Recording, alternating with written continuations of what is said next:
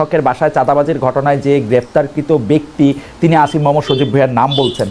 মানে আমি পুরো প্রেক্ষাপটটা এই কারণে বলতেছিলাম যে কামাল ভাই আপনি তো সব কিছু খুব নিবিড়ভাবে পর্যবেক্ষণ করেন, আমরা এখন কাকে বিশ্বাস করব? মনে করেন যদি কয়েকজন উপদেষ্টার নামে কিছু দুর্নীতির অভিযোগ থাকে, তারা যদি দুর্নীতি করেন সেটা একটা অবস্থা, কিন্তু সরকারের ভিতরে যদি আরেকটা সরকার ক্ষমতার কেন্দ্র ডিজিএফআই এজেন্সি যেটা যার নিয়ন্ত্রণ করার কথা তাকে নিয়ন্ত্রণ না করে অন্যদেরকে এটা গ্রুপ করে, সেইটাকে আপনি কি বলবেন? সরকার প্রধানকেও আপনি এইভাবে কীভাবে দেখেন? মানে এখানে আরেকটা ছোট কথা আমি একটু বলে রাখি, জনাব আসিফ মোহাম্মদ সজীব ভুঁইয়া বলছেন যে এই যে ইশাককে মেয়র হতে না দেওয়া এটা উপদেষ্টা পরিষদের সিদ্ধান্ত। আসিফ নজরুল এই কথাটা আমার কাছে পুরোপুরি উল্টো কথা বলেছেন। তিনি বলেছেন যে হাসান আরিফ শাহাদাতের ক্ষেত্রে এটা দেখেন নাই, আসিফ মোহাম্মদ সজীব ভুঁইয়া দেখেছেন, কিন্তু আসিফ মোহাম্মদ সজীব ভুঁইয়া বলেছেন এটা উপদেষ্টা পরিষদের সিদ্ধান্ত। প্লাস ওই যে এজাজ সাহেবকে নিয়োগ দেওয়া হয়েছে উত্তর ঢাকায়, সেইটা উপদেষ্টা পরিষদের সিদ্ধান্ত এবং সেইটা তিনি জানতেন না অনেক ক্ষেত্রে। তো এই পুরোটা ক্ষেত্রে কি এটা মনে হচ্ছে যে ছাত্র প্রতিনিধি যারা আছেন বা সরকারের ভিতরে সরকার ইউনূস সাহেব একটা বিভাজনের রাজনীতি করতেছেন এবং একটা মানে মানে আমি কি বলবো আমি জানি না, সরি এত লম্বা প্রশ্ন করার জন্য, কিন্তু প্রেক্ষাপটটা একটু আপনাকে বললাম কামাল ভাই, আপনি এটা নিয়ে বললে আমরা একটু হাদির কাছেও এটা শুনবো। জি কামাল ভাই, আপনি প্রথম যে কথাটা বললেন, একটা কথা বললেন এখানে আর কি, আমরা আসলে কাকে বিশ্বাস করব? আমি একজন সাংবাদিক হিসাবে আপনাকে বলবো আমি আসলে কাউকে বিশ্বাস করব না, আমি সবাইকে সন্দেহ করব। একজন সাংবাদিক হিসেবে আমার কাজই হচ্ছে যারা ক্ষমতায় আছেন তাদেরকে সন্দেহ করা, এবং সেই সন্দেহটা মানে দূর করার দায়িত্ব তাদের। এবং সেই সন্দেহটা আমাদের এখানে ঠিকঠাক মতো করা হচ্ছে না বলেই তারা কিন্তু একটার পর একটা ভুল করে যাচ্ছেন। আসিফ মোহাম্মদ সজীব ভুঁইয়া যেটা বলেছেন, আমি মানে সব তো আমার একসঙ্গে মনে থাকবে না, আমি যেগুলো মনে আছে এগুলি বলি। উনি যেটা বলেছেন এজাজের এই নিয়োগটা উনি জানতেনই না। উনি তো চিঠি লিখেছেন আপনার কি বলে জনপ্রশাসন সচিবকে নিজে হাতে লিখেছেন, এই যে উনি জানেন উনি খুব একটা যোগ্য লোক, তো উনি আবার জানতেন না কিভাবে বলেন? উনি তো এটা ব্যক্তিগত প্যাডে চিঠি লিখেছেন, উনি নিজে সিগনেচার করেছেন। কারণ আমি একটু ছোট্ট করে বলি, আমি একটু ছোট করে বলি আসিফ মোহাম্মদ বলছেন আমি একটু ছোট করে বলি আসিফ মোহাম্মদ সজীব ভুঁইয়া বুঝিয়েছেন যে উপদেষ্টা পরিষদ তাকে এই চিঠিটি তাকে লিখতে, মানে এখন উনি ছোট মানুষ বা আমি ছোট বড় মানে বয়সের কারণে আমি বলতেছি না, সরি এটা আমার বলা উচিত হয় নাই, উনি যেহেতু সংশ্লিষ্ট মন্ত্রণালয়ের উপদেষ্টা পরিষদের সিদ্ধান্তটা তাকে বাস্তবায়ন করতে বলা হয়েছে, সেই জন্য উনি চিঠি দিয়ে এটা কাজটা করছেন, এটা আমি বুঝছি উনার কথায়। এটা কখন হয়? সাংবাদিক করছে এটা হয়? উপদেষ্টা পরিষদ কখনো একজন লোককে বলবে তুমি চিঠি লেখো, উপদেষ্টা পরিষদ মিটিং করে তারাই তো সিদ্ধান্ত দিয়ে দিবে। এটা কি হয় নাকি? আমরা তো ভাই কিছু কিছু জানি, কিছু কিছু তো বুঝি সিস্টেমটা। ওকে, তো ওনারা তো সিদ্ধান্ত দিয়ে দিবেন। এখানেও কিরকম হয়েছে যে উপদেষ্টা পরিষদ তাকে বলেছে ওকে শপথ দিতে দিও না, তাহলে ওখানে হাইকোর্ট যে রায়টা দিল ওই রায়টা কি ছিল? হাইকোর্ট কি বুঝে না কি করতে হবে? এবং ওনারা কি বুঝেন না হাইকোর্টের রায় তাদের মান্য করতে হবে? দেখেন এগুলো নিয়ে অনেক জল ঘোলা হয়েছে, অনেক পানি ঘোলা অনেকে করেছেন। ইশরাক সাহেব তার রাজনীতি করেছেন, বিএনপি তার রাজনীতি করেছেন, সবাই করেছেন। তো ওনাদের সমস্যাটা কি? শাহাদাত সাহেবের যে কারণে হয়েছে ঠিক একই কারণে ইশরাক সাহেবের হলো না কেন? একই তো কারণ, একই জিনিস, তো একই বিষয়, একই জিনিস, সমস্যাটা কোথায়? এই পুরো বিষয়টা হলো পলিটিক্যাল। তার মানে এই গভর্নমেন্টটা এই ঘটনাগুলি নিয়ে যেরকম আচরণ করেছে এটা হলো পলিটিক্যাল আচরণ করেছে। বিতর্কটা ওনারা ইনভাইট করেছেন, যে আমাদেরকে বিতর্ক ধরে না কেন, ওই ইনভাইটেশনের বিতর্ক তাদের কাছে আসছে। কথাগুলি সিম্পল। দেখেন ডিজিএফআই যে কথাটা বলা হয়েছে, ডিজিএফআই সেটা আপনি যে বলেছেন এটা তো আসলে সরকার প্রধানের হাতে। এখন সরকার প্রধান যদি মনে করে যে ডিজিএফআই আমার কথা শুনছে না, উনি ডিজিএফআই আগা 5 তলা চেঞ্জ করলেই পারেন, করেন না কেন? এইগুলি আসলে কিছু না। আমি বলি আপনাকে, ওনারা যেগুলি বলে না এ করতে দেয় না ও করতে দেয় না, আসলে এই গভর্নমেন্টকে আমি মনে করি একটা নন সিরিয়াস টাইপের গভর্নমেন্ট। এই গভর্নমেন্ট যখন ক্ষমতায় আসে গত বছর, এই গভর্নমেন্টের উপর তখন আপনি ধরুন 8 তারিখ তারা ক্ষমতায় আসলো, 8 তারিখে যদি আপনি দেশের মানুষকে জিজ্ঞাসা করতেন এই গভর্নমেন্টের উপর আপনার সাপোর্টটা কেমন আছে, আমার মনে হয় না যে আওয়ামী লীগের 2-1 পান্ডা ছাড়া আর কেউ বলতো যে এই গভর্নমেন্টকে আমি সাপোর্ট করি না। কেউ বলতো না। এত সমর্থন নিয়ে বাংলাদেশের ইতিহাসে আর কোনো গভর্নমেন্ট আসে নাই। এবং এখন পর্যন্ত আজকে 1 বছর হয়ে গেছে, এই 1 বছরে আপনি কোনো একটা পলিটিক্যাল পার্টিকে দেখতে পাবেন না যারা নাকি অফিসিয়ালি এই গভর্নমেন্টের উপর অনাস্থা দিয়েছে, পাবেন না। মানে এত সাপোর্ট অন্য কোনো গভর্নমেন্ট পায় নাই বাংলাদেশে। সেরকম একটা গভর্নমেন্ট এত সাপোর্ট দেয়া করলোটা কি, করছেটা কি, এটা আপনি বলেন। তারা কি আগের গভর্নমেন্টের যে খুব ভালো চালাতে পারছে? কোন দিক দিয়ে পারছে? উত্তরের যে সিটি কর্পোরেশনের নিয়োগটা থাকে, আমি সিম্পল একটা কোশ্চেন করতে চাই, আমি একটা সাধারণ মানুষ, আমি একটা প্রশ্ন করতে চাই। এই যে এজাজ সাহেবের একটা সিটি কর্পোরেশন চালানোর মতো তার সিভিতে কি লিখতে পারবেন উনি যে আমার এই ধরনের অভিজ্ঞতা আছে? কিন্তু কাউলা এখানে আমার কিন্তু কাউলা একটা এনজিও চালিয়েছেন পরিবেশ বিষয়ক এবং আরেকজন উপদেষ্টার কাজিন, এই তো তার যোগ্যতা। কিন্তু কামাল ভাই, আমি আপনাকে একটু এখানে প্রশ্ন করতে চাই, আমরা যারা সিটি কর্পোরেশনের মেয়র যাদেরকে দেখেছি তাদের কি যোগ্যতা কোথায় ছিল 2-4টা চুরি বাটপারি করা ছাড়া? শুনেন, সিটি কর্পোরেশন আমি ধরে নিচ্ছি হাইপোথেটিক্যালি তাদের কোনো যোগ্যতা ছিল না, আমি ধরে নিচ্ছি। সাহেব ধরেন অথবা আতিক সাহেব ধরেন, ধরে নিচ্ছি চোর বাটপার সব ঠিক আছে, কিন্তু তারপরেও তারা একটা সিস্টেমের মধ্যে দিয়ে আসছে। সিস্টেমটা কি? যে জনগণের ভোট নিয়ে আসছে অথবা ভোটের নামে নাটক করে আসছে, যাই হোক একটা সিস্টেমে তো আসছে। উনি আসছেন কিসের মাধ্যমে? এটা বোঝান না রে ভাই। উনি কিসের মাধ্যমে আসছে? উপদেষ্টা পরিষদ ঠিক করছে, সজীব ভুঁইয়ার চিঠির মাধ্যমে আসছে। ওকে, আসতে পারে, আমার কোনো সমস্যা নাই। আসিফ মাহমুদ সজীব ভুঁইয়ার চিঠির মাধ্যমে আসছে। তখন আমি আসিফ মাহমুদ সজীব ভুঁইয়াকে জিজ্ঞাসা করবো যে এত লোক থাকতে আপনি ওনাকে নির্বাচন করলেন কোন যোগ্যতায়? কি দেখে? আপনার সাথে তার খাতির আছে? সে আপনার দোস্ত লাগে? ব্যাপারটা কি বুঝান আমারে ভাই। আমি কি বুঝতে চাইতে পারবো না? কিন্তু কামাল ভাই ব্যাখ্যা পাচ্ছেন না পর্যন্ত আপনি? কিন্তু কামাল ভাই, যদি এখন ডক্টর ইউনূস আসিফ মাহমুদ সজীব ভুঁইয়াকে বলেন যে আমরা উপদেষ্টা পরিষদের সিদ্ধান্ত নিছি, তুমি এজাজকে নিয়োগ দিবা, ও রেজওয়ানার ভাই, ওকে নিয়োগ দাও, ওকে একটা চিঠি দিয়ে নিয়োগ দাও, তো আসিফ মাহমুদ সজীব ভুঁইয়া কি করবে? সেক্ষেত্রে আমি ডক্টর ইউনূসকে এই কথা আসিফ মাহমুদ সজীব ভুঁইয়া বলুক, বলছে তো আমাকে কালকে অনুষ্ঠানে অন রেকর্ড বলছে। সে বলছে যে এটা বলে থাকে অন রেকর্ড বলছে, যদি আপনাকে অন রেকর্ড বলে থাকে, তাহলে আমি অন রেকর্ড ডক্টর ইউনূসকে প্রশ্ন করতেছি, হ্যাঁ আপনি কেন তাকে নিয়োগ দিলেন? আমাকে বুঝান ভাই, বুঝতে চাই। আপনি যে আমার দণ্ডমুণ্ডের কর্তা হিসেবে একজন লোককে বসাই দিলেন যার নামে হিজবুত তাহরীরের সঙ্গে সংশ্লিষ্টতার অভিযোগ উঠেছে, তাকে আমার কেন বসালেন? কোন যোগ্যতায় বসালেন? আমি আপনাকে প্রশ্ন করতে চাই। ডক্টর ইউনূস তো প্রশ্নের ঊর্ধ্বে না, অফকোর্স পৃথিবীর কেউ প্রশ্নের ঊর্ধ্বে না। আমি প্রশ্ন করতে চাই একজন নাগরিক হিসেবে, এই প্রশ্নের জবাব যদি না দিতে পারেন তাহলে আমি ভাববো উনিও দুর্নীতি করছেন। আপনি কি কামাল ভাই, আমরা আবার আসবো আপনার কাছে, আপনি কি ওই ডিজিএফআইটা নিয়ে আর কোনো কিছু বলবেন? যে ষড়যন্ত্রের কথা আসলে নাসিরুদ্দিন পাটোয়ারি বলে মিটিংয়ে, আসিফ মাহমুদ সজীব ভাই বলতেছে, নাহিদ সাহেবও বলছেন কিছুদিন আগে, এনসিপিও বলতেছে, এইটা নিয়ে কি আরেক দুই লাইন বলবেন আপনি? যে মানে এইটাকে আপনি আসলে কিভাবে দেখেন, যে সত্যি সত্যি কি এই এজেন্সিগুলি কারো বিরুদ্ধে কেউ এরকম করতেছে কিনা? এজেন্সিগুলি করতেছে না এটা আমি বলবো কিসের বিবেচনা? আমার হাতে তো কোনো তথ্য প্রমাণ নাই। আবার করতেও পারে, আবার করতে নাও পারে। এবং যদি করতে থাকে তাহলে এখনই করলো না আগে করে নাই, তাও আমি বলবো না। সমস্যাটা কি হয়েছে আমি বলি। যদি কিছু করে অথবা না করে, যখন কোনো একটা বিষয় আমার বিরুদ্ধে যায়, যখন কোনো একটা বিষয় আমাকে বিব্রত করে, তখন আমি কিন্তু একটা ভিলেন খুঁজে বেড়াই। এটা হলো আমাদের দেশের সাধারণ মানুষের মানসিকতা, আমারও মানসিকতা চাই। তখন আমি করে কি, যদি আমি নিজে দোষী হই, আমি কিন্তু আমার দিকে তাকাই না। আমার দিকে তাকানো উচিত যে আসলে কি এই জন্য আমি দায়ী। আমরা করে কি আমার দিকে তাকাই না, আমি একটা ভিলেন খুঁজে বেড়াই। যখন কোনো ভিলেন না পাই তখন একজনকে এমন এক লোকের নাম বলি অথবা এমন একটা সংস্থার নাম বলি যাকে আমি ক্রস চেক করতে পারবো না। ওকে, এটা খুবই ইন্টারেস্টিং কথা বলছেন কামাল ভাই। আমি আপনাকে এই জায়গায় একটু আপনার কাছ থেকে একটু জনাব হাদির কাছে একটু যাই। জনাব হাদি, একই প্রশ্ন, আমি প্রশ্নটাকে এরকম করতে চাই, আপনি কি আসলেই মনে করেন কিনা সরকারের ভিতরে একটা সরকার আছে এবং কারো বিরুদ্ধে ষড়যন্ত্র হতেছে, সেটার জন্য এজেন্সিকে কাজে লাগা হইতেছে, এবং এইটার জন্য এটা আপনি সরকার প্রধানকে, মানে সরকার যারা চালাইতেছে তাদেরকে আপনি আসলে দায়ী করেন কিনা? আমি আসিফ মাহমুদ সজীব ভুঁইয়ার অবস্থা দেখেই বলতে চাই, চাঁদাবাজির জন্য যে গ্রেপ্তার, যিনি রিমান্ডে ছিল, তার একটা ভিডিও ফাঁস হয়েছে, সেই জায়গা ধরেও যদি আপনি একটু বলেন। জনাব হাদি।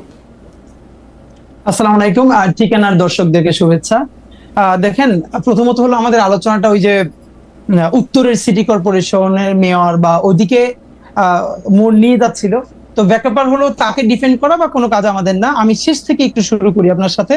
যেমন ডিজিএফআই প্রশ্ন যেটা এসছে, এখন দেখেন এখানে একটা খুবই গুরুত্বপূর্ণ ব্যাপার হলো যে এজেন্সিগুলো রাষ্ট্রের অত্যন্ত গুরুত্বপূর্ণ পজিশনে থাকে, তাকে রাখতেও হয়, কিন্তু আমাদের জুলাইয়ের পরে যেটা কাজ ছিল যেগুলোকে প্রফেশনাল করে তোলা, আরো বেশি প্রফেশনাল করে তোলা। ফ্যাসিবাদ হাসিনা মিলে যেটা করেছিল, এই প্রফেশনাল প্রতিষ্ঠানগুলোকে শতভাগ আওয়ামী লীগের, সোজা কথা আপনি ধরেন নাজি বাহিনী তাদের যে ভিন্ন ভিন্ন এরকম সেগমেন্ট তৈরি করেছিল, এরকম এনএসআই, ডিজিএফআই, রাষ্ট্রের সব থেকে গুরুত্বপূর্ণ অর্গানগুলোকে তাদের পার্টির পান্ডা বানিয়ে ফেলেছিল। তো এখন আমরা যেটা প্রত্যাশা করেছি যে তাদের ওই দীর্ঘ কালচার তারা পরিবর্তন করে, তারা প্রফেশনালি রিয়াক্ট করবে। আমি আপনাকে শুধু একটার সাথে ধরাই দিতে চাই, ধরেন এই যে 5ই অগস্ট ঘোষণাপত্রের দিন এনসিপির কিছু লোকজন কক্সবাজার গেল। আচ্ছা, এনসিপির যে লোকজন কক্সবাজারে গেল, এটাকে সঠিক হলো না ভুল হলো, এটা পলিটিক্যাল অন্য পার্টিগুলো ক্যাশ করবে, বিএনপি ক্যাশ করবে, জামাত ইসলামী ক্যাশ করবে, বলবে এরকম ঐতিহাসিক দিনে তারা কেন গেছে, তারা এই সিগনিফিকেন্স কেন বোঝে না। এইটা হলো পলিটিক্স, এই পলিটিক্সটা চলবে। কিন্তু এই যে হাসনাতরা বা সার্জিসরা বা তাসনিম যারা কোন হোটেলে আছেন, কোন হোটেল থেকে কোন হোটেলে আবার যাচ্ছেন, সেই তথ্যগুলো দেয়া এবং সাংবাদিকদেরকে সেখানে জানানো, এইটা কি এজেন্সির কাজ? আমরা এই প্রশ্নটা কেন করছি না? আমরা বারবার বলছি জনাব হাদি, ওরা জনাব হাদি, ওখানে যাচ্ছে কেন? জনাব হাদি, জি। আমি একটু আপনাকে আবার মানে আপনি একটু যদি আমাকে একটু সময় দেন, আমি আবার একটু ব্যাকগ্রাউন্ডটা বলি। আপনি ডিজিএফআই প্রফেশনালিজমের কথা বলতেছিলেন। 15 বছর হাসিনা শাসনের ডিজিএফআই কে একটা দলীয় বাহিনীর মতো ব্যবহার করা হয়েছে, এজেন্সিগুলিকে একটা দলীয় বাহিনীর মতো করে ব্যবহার করা হয়েছে। আসলে ডিজিএফআই কে এরকম দলীয় বাহিনীর মতো ব্যবহার করা শুরু হয়েছে এরশাদ সাহেবের সময়, তারপরে এটা বেগম খালেদা জিয়ার সময়, 9/11-এর সময় যে সরকার আসে ডিজিএফআই সেই সরকারের বাহিনী হিসেবে ব্যবহৃত হয়। ওইটাই ডিজিএফআই মানে যেটাকে বলে হচ্ছে জব ডেসক্রিপশনের মধ্যে পড়ে বলে এটা ওরা মনে করে। এই ডিজিএফআই কিন্তু, আমার তর্কটা হচ্ছে এই ডিজিএফআই কিন্তু ডক্টর মোহাম্মদ ইউনূসের পারপাস সার্ভ করার কথা। আপনারা সেই প্রশ্ন কেন তুলতেছেন না যে এই ডিজিএফআই যদি ডক্টর মোহাম্মদ ইউনূসের পারপাস সার্ভ না করে, ডক্টর মোহাম্মদ ইউনূসকে দায়ী করা উচিত যে আপনার ডিজিএফআই এর উপর আপনার কন্ট্রোল নাই কেন? কারণ ডিজিএফআই কিন্তু সেনা প্রধানরাও কি বলে অ্যাকাউন্টেবল করে, সেনা প্রধানের উপর নজরদারি করে, সেনা প্রধানের আন্ডারে কিন্তু ডিজিএফআই না, নট এট অল। ওকে ওকে ওকে ওকে খালেদ ভাই, আমি একটু আপনাকে বলি, আমরা এই সরকার সম্বন্ধে একটা ফিডব্যাক গত 10 মাস ধরে দিয়েছি কমপক্ষে 100 বার, মিডিয়াও এটা প্রচুর আছে। আবার আপনাকেও আবার আজকে বলি, রিপিট করি, এই সরকার হলো বাংলাদেশের ইতিহাসের সব থেকে জনসমর্থিত সরকার এবং সব থেকে দুর্বলতম সরকার। এই দুটোই তার ক্ষেত্রে সত্য। সে সব থেকে জনসমর্থিত সরকার, গণ অভ্যুত্থানের সকল স্টেক তাকে বসিয়েছে, এবং সব থেকে দুর্বলতম সরকার এই অর্থে যে এখানে সে কন্ট্রোল নিতে পারে না। ব্যাপার হলো এটা, এই যে কন্ট্রোল নিতে কেন পারলো না, এটা নিয়ে দীর্ঘ আলাপ আছে। কিন্তু এখানে একটা দেখেন, ডক্টর ইউনূসের সাথে আর ইন্টারিমেরও যে একটা ভিন্ন জায়গা আছে, এইটা আমরা কিন্তু অ্যাড্রেস করি। আপনারা খেয়াল করবেন যে স্বাভাবিকভাবে এই সরকারের ব্যর্থতা তো ডক্টর ইউনূসের উপরে প্রথমে যাবেই, এটা যাওয়া অবশ্যই যাবে। কিন্তু আপনার খালেদ ভাই মনে থাকবার কথা, যেদিন ডক্টর ইউনূস বাংলাদেশে নেমেছেন সেদিন কিন্তু মাত্র 3টা উপদেষ্টা পদ খালি ছিল।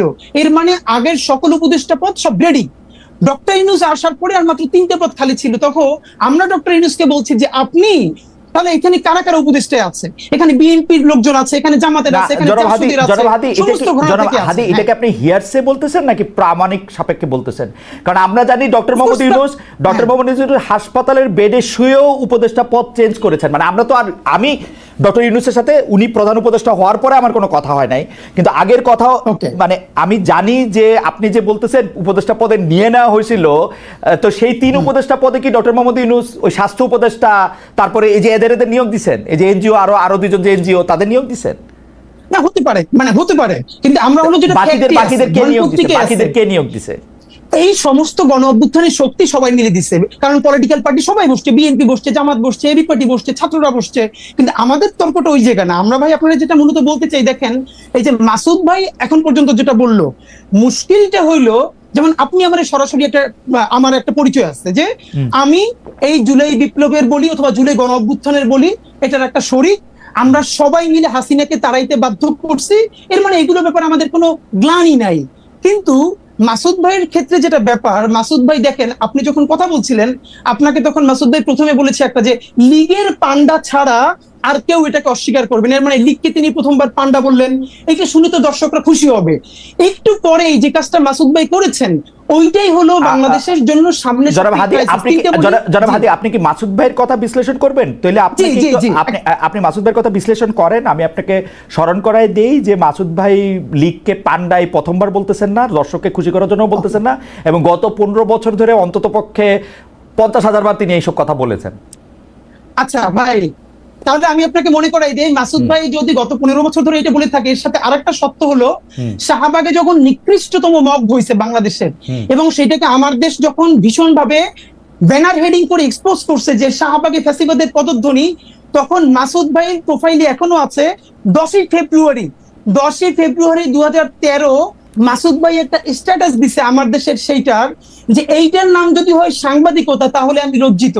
এর মানে যেই শাহবাগ বাংলাদেশের বিচার ব্যবস্থা ধ্বংস করছে, রাষ্ট্র ধ্বংস করছে, পুরো সিস্টেমকে কোলাপস করছে, সেইটাকে যে পত্রিকা এক্সপোজ করার পরে পত্রিকার সম্পাদক জেল কাটছে, মাথা তার তুলে দিছে। কিন্তু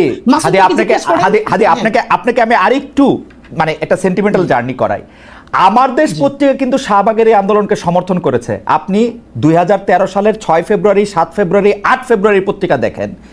9 ফেব্রুয়ারি বা 10 ফেব্রুয়ারি, আমার আপনার মতো এত শার্প ব্রেন না, কিন্তু 9 ফেব্রুয়ারি এসে তারা এটাকে প্রতিধ্বনি বলেছেন, ফেসিবাদের প্রতিধ্বনি হোক, যে প্রতিধ্বনি বলেছেন সেটা বলেছেন।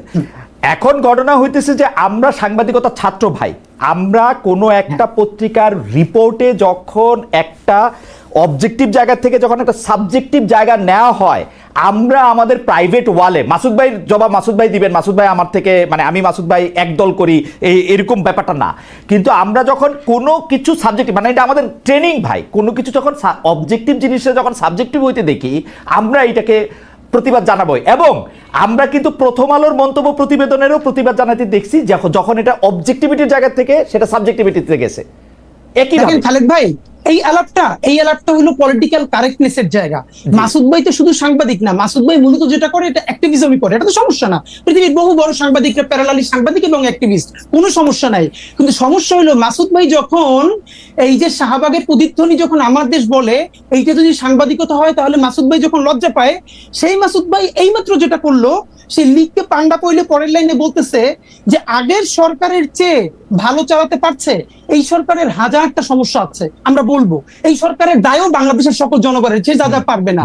কিন্তু আপনি কি এটাকে কোনোভাবে গত ফ্যাসিবাদী আমলের সাথে তুলনা করতে পারবেন? কেন তুলনা করলে কি হবে? আমি বলবো হাসিনা ফেসিবাদী সরকার ছিল, কিন্তু এই সরকার ফেসিবাদী না, কিন্তু হাসিনার চেয়ে অর্থনৈতিক বা রাজনৈতিকভাবে ভালো চালাইছে কি খারাপ চালাইছে।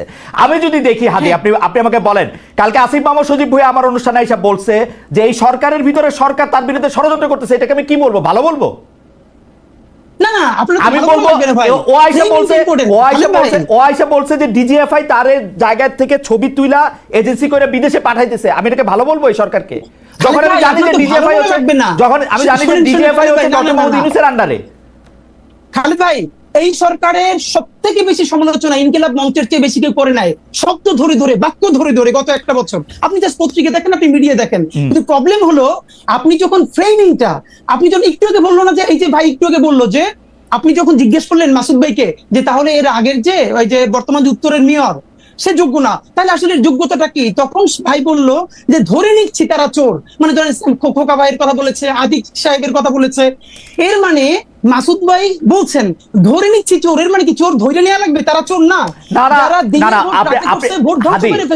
আমি আপনাকে বলি, আপনি অনেক জনপ্রিয় মানুষ, প্রচুর লোক আমাদের এখানে আপনাকে দেখতেছে, কিন্তু আপনি কিন্তু মানে আমি জানি না মানে আপনি খেয়াল করতেছেন কিনা, ধরে নেই চোরের পাশাপাশি উনি যেই কথার উপর স্ট্রেস দিচ্ছেন সেইটা হচ্ছে যে উনারা একটা সিস্টেমের মধ্যে আসছেন, ভোট বা ভোটের নামে প্রহসনের নামে, ভোটের নামে প্রহসনের নামে, আর উনি আসছেন আর এজাজ সাহেব আসছেন। কালকে আসিফ মাহমুদ সজীব ভাই বলছে যেটা সরকারের উপদেষ্টা পরিষদ সিদ্ধান্ত নিয়েছে আমাকে দিয়ে, মানে আমি এটা এক্সিকিউট করছি মাত্র। এখন খালেদ ভাই, এটা কি আপনার কাছে ভালো সিস্টেম লাগতেছে? হাদি, আমার কাছে ভালো উত্তর আছে, আমার কাছে ভীষণ ভালো উত্তর আছে, আমি দিব না। যদি আমি সরকারের স্পোক্স পারসন হইতাম আজকে, আমি যদি শফিক ভাই হইতাম অথবা আমি যদি এনসিপির মুখপাত্র হইতাম, তাইলে আমি উত্তরগুলো দিতাম। কিন্তু আমি যেহেতু ইনকিলাব মঞ্চের মুখপাত্র, এই সরকারের আমি তো হাজারটা ক্রিটিক করি, সুতরাং আমি তাকে ডিফেন্ড করব না। আমি শুধু বলে নিচ্ছি যে এই যে শব্দগুলো চয়নের জায়গা, যে ধীরে ধীরে যেরকম ন্যারেটিভ নির্মিত হয়, আমি শুধু এই জায়গাটা ফোকাস করি। আমার মনে হয় যে আমি হাদি সাহেবকে বুঝতে পেরেছি। আমি কামাল ভাই আপনার কাছ থেকে একটু জানতে চাই, এইটা কিন্তু সত্যি কথা, আপনি মাঝে মাঝে যেহেতু আপনি অনেক জনপ্রিয় মুখ, আপনার কথায় শব্দ চয়নে অনেক সময় মনে হয় যে আপনি আওয়ামী লীগকে এই সরকারের থেকে ভালো বলতেছেন, আওয়ামী লীগ আপনার দ্বারা বেনিফিটেড হতেছে, এইটাও মনে হয়। এবং আপনি হাদিকে শুনেছেন, আমার কোনো প্রশ্ন এই পর্যায়ে নাই, আপনি যদি এটাকে একটু অ্যাড্রেস করেন। সরি, দেখেন আমি বলি আপনাকে, জি, আমি কিন্তু মানে এখানে হাদি যে কমপ্লেনগুলো আমার বিষয়ে তুলেছেন, আমি খুব খুশি হয়েছি এই কারণে এই প্রশ্নগুলোর আমি আসলে জবাব দিতেই চাই, কিন্তু দেওয়ার সুযোগ পাই না। মনে করুন আমি যদি হুট করে বলি, বলবো যে ভাই তোমার তো জিজ্ঞাসা করে না, তুমি এটা বলো কেন, তো এটা কি ঝামেলা? তো প্রশ্নগুলি উত্তর দেওয়া আসলে দরকার। আমি একটা করে বলি, প্রথমত বলি, শেষ থেকে বলি, যে এই সরকারের চেয়ে আওয়ামী লীগ সরকার ভালো, এটা আমি কখনো উচ্চারণ করিনি এবং ঘুণাক্ষরে চিন্তাও করি না।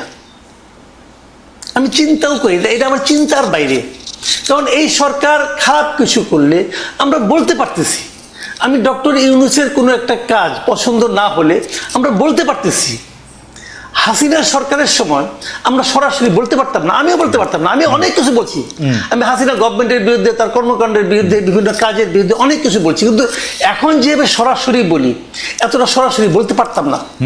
কারণ আমার কিন্তু কেউ থ্রেট দেয়নি। আমি আবার বলি আপনাকে, আমার এই হাসিনা সরকারের আমলেও কেউ কখনো থ্রেট দেয় নাই, এই সরকারের আমলেও আমার কখনো কেউ থ্রেট দেয় নাই।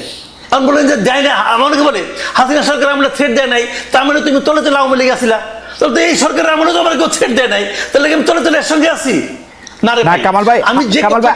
আমি একটু যোগ করি, হাসিনা সরকার আমলে এটা ভয়াবহ ছিল, কারণ আমি যেহেতু এই বিজনেসে আসি, মানে সরি এই চাকরিতে আসি 28-29 বছর ধরে, আমি কিন্তু খেয়াল করি। কামাল ভাই আপনি দেখেন, এখন কিন্তু যে কোনো টেলিভিশন, যে কোনো আপনাকে ডাকতে দ্বিধা করে না, বরং আপনাকে চায়, আপনি সময় দিতে পারেন না, যদিও আপনি সরকারের প্রতি অনেক বেশি ক্রিটিক্যাল। কিন্তু যখনই আপনি আওয়ামী লীগ সরকারের প্রতি ক্রিটিক্যাল ছিলেন, আমরা বিদেশে বসে আপনাকে পাইতে হইতো, অন্য টেলিভিশন আপনাকে ডাকতে সাহস করতো না। এই একটা স্পষ্ট তফাৎ আছে, এই স্পষ্ট তফাৎ বুঝতাম না। জি, আমি ওটা আমি বুঝতাম না, কিন্তু আমি যেটা বুঝতাম, আমি বলি আমাকে 2-1 বার ডিজিএফআই থেকে কফি খাওয়ার দাওয়াত দিছে, রাইট, আগের আমলে, বাট আমি যাইনি। আমি বলছি আমার সময় নাই। তারা কিন্তু আমার সঙ্গে অভদ্র আচরণ করে না, ধমকায় নাই। এখন তাই বলে কি ওদেরকে আমি সমর্থন করি? নো, কোনো বিবেচনাতেই করি না। এবং আমি আবারও তো বললাম যে আমি এই সরকারের চেয়ে ওটাকে ভালো, বেটার, এটা মনে করার কথা আমি চিন্তাও করি না। কারণ ওই সরকারে এত সমস্ত লোক ছিলেন, খোদ সরকার প্রধান থেকে শুরু করে শেখ হাসিনা সম্পর্কে আমি যে সমস্ত কথাবার্তা বলেছি, হাদি হয়তো ভুলে গেছে, হয়তো অন্য কিছু নিয়ে ব্যস্ত ছিল, আমার মতো ক্ষুদ্র মানুষের কথা তার খেয়াল করার দরকার নাই। কিন্তু আমি আবারও বলি যে আমি কখনোই তাদেরকে, মানে আমি মনে করি বাংলাদেশের সবচেয়ে বড় ক্ষতিটা শেখ হাসিনা এবং তার আশেপাশের লোকজন করে দিয়ে গেছেন ভাই। এটা রিয়েলিটি, এটা মানতে আমার কোনো দ্বিধা নাই, আগেও ছিল না, এখন আমি টু দ্য পয়েন্ট একটা প্রশ্নের জবাব দিই, যে প্রশ্নের জবাব আপনি কিছুটা দিয়েছেন। সেটা হলো যে শাহবাগের ওই আন্দোলন নিয়ে, ওইটা নিয়ে ওই সময়ে ইনকলাবের যে জিনিসটা হয়েছে, আমি ওইটাকে জার্নালিজম মনে করি না।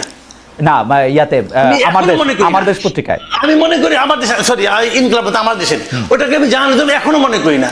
আমি মনে করি অ্যাক্টিভিজম এবং জার্নালিজম দুটো ডিফারেন্ট জিনিস, টোটালি পার্থক্য, মানে আলাদা জিনিস একটা।